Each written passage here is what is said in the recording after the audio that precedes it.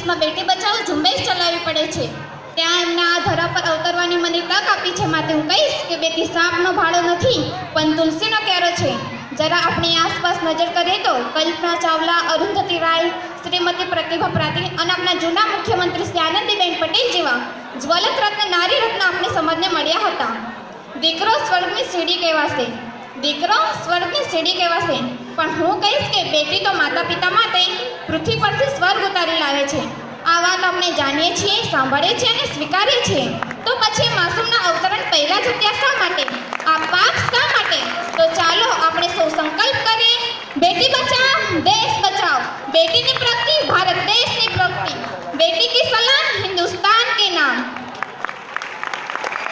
ધન્યવાદ જનાબેન. નામ પ્રમાણે જ ગુણ છે તમારામાં, સારી પ્રેરણા આપી આપે. માં મને ગર્ભમાં આવવા દે, માં હું જો પુત્ર હોત તો તું મને ઉછેરી લે, પણ મારામાં શું દોષ? તું મને દહેજને લીધે પ્રેમ નથી કરતી? નહીં નહીં માં, આ તો બધી ભૂલ ભૂલામણી છે. થોડી કોશિશ તું કરજે, થોડી કોશિશ હું કરીશ. મોટી થઈને હું મારા પગ પર થઈ જઈશ, પછી દહેજ કોઈ મોટી વાત નહીં રહે, એનો દર નહીં રહે.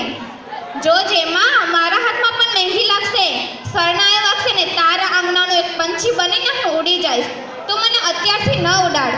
માં હું તારો પ્રેમ ઈચ્છું છું. માય પુત્ર માટે માસૂમ પુત્રીનો બલિ આપવો એ કેટલી હદ સુધી યોગ્ય છે? આખરે મહાપાપ તારા અને તારા પુત્રના માથે જ જશે. નહીં નહીં માં, આવું ક્યારેય ના થવા દેતી માં, મારી પ્યારી માં. બસ એવી કૃપા કરી મને જન્મ લેવા દે. મને મારીશ નહીં, મને તારા બાગનું એક ગુલાબનું ફૂલ બનીને ખીલવા દે.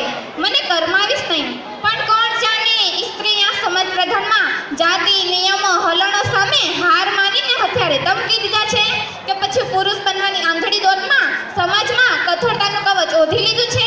શેને પોતાની શક્તિ પરથી પણ ભરોસો ઉઠવા લાગ્યો છે, શેને પોતાની માસૂમ દીકરી પર ભરોસો નથી.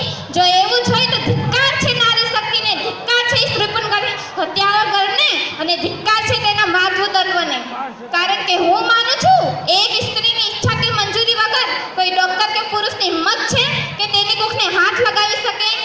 અરે દીકરી તો લક્ષ્મીનું સ્વરૂપ છે. દીકરીની ઝગમગતી દ્રષ્ટિ સામે લાખો સૂર્યની રોશની પણ ઝાંખી પડી જાય છે. આવું લાડકવાયું પાત્ર એટલે જ દીકરી. દીકરી દાદા દાદી, માતા પિતા, ભાઈ બધાને સ્નેહના બંધનથી બાંધે છે. એટલે જ દીકરીની વિદાય વેળાએ દરેકની આંખોમાંથી આંસુ વહે છે. દીકરી એટલે પપ્પાનો સંસાર, દીકરી એટલે માતાનો આધાર, દીકરી એટલે ભાઈનો પ્યાર.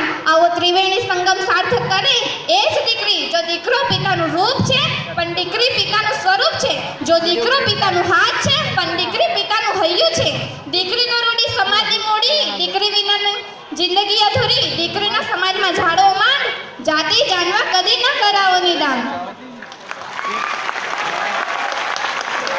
बेटी हूँ मैं, बेटी मैं तारा बनूंगी, बेटी हूँ मैं, बेटी मैं तारा बनूंगी, तारा बनूंगी मैं सहारा बनूंगी, बेटी हूँ मैं, बेटी मैं तारा बनूंगी. अस्तु.